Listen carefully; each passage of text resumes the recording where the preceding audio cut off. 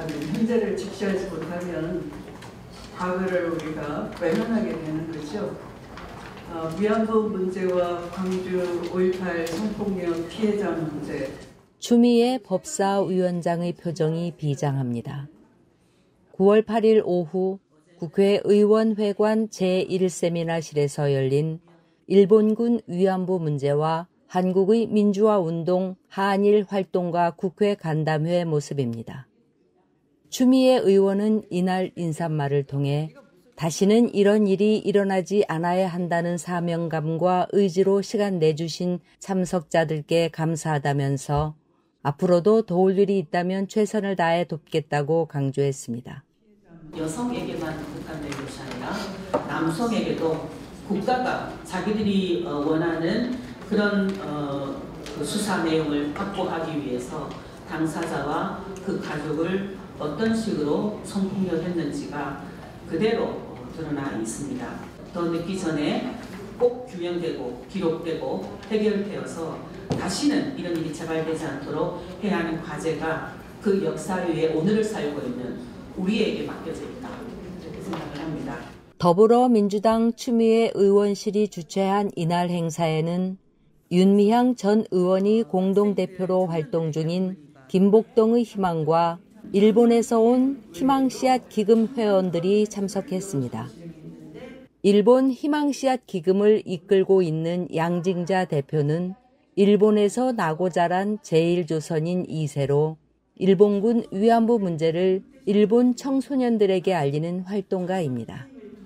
아시다시피 일본에서 일본군 위안부 문제에 대한 제대로 된 교육이 이루어지지 않고 있습니다. 특히 2015 위안부 한일 합의 후 왜곡된 언론 보도만이 발산되는 것을 보면서 저는 청소년들에게 직접 일본군 위안부 교육을 제대로 해야 되겠다라는 절박한 심정을 갖게 되었습니다. 이날 간담회에는 5.18 민주화운동 성폭력 피해 증언자들과 그들을 돕는 한국 활동가들도 참석해 일본군 위안부 문제와 5.18 성폭력 문제의 공통점을 상기했습니다. 그러면서 더 이상 숨지 않아도 되는 사회와 국가의 공식 사과를 염원하며 울먹였습니다. 특히 두 사건 모두 권력이 여성의 몸을 지배하며 공동체를 굴복시키려 했다는 점에서 맞닿아 있다는 메시지에 공감하며 참석자들은 한 목소리로 두 역사 모두 피해자들의 증언이 없었다면 여전히 침묵 속에 묻혀 있었을 것이라고 성토했습니다. 오늘 뜨거운 경험을 모두가 다 한 것 같아요. 왜 우리의 민주주의는 성폭력 문제에 대해서 침묵했던가. 성폭력 문제가 고스란히 진상규명되고 또 5.18 역사 속에서 적극적으로 활동했던 여성들의 역사가 제대로 기록되고 또 미래 세대들이 계승되는 것, 그것이 민주주의를 나아가는 완성의 길이다라는 것을 오늘 간담회를 통해서 다시 한번 확인할 수 있었습니다.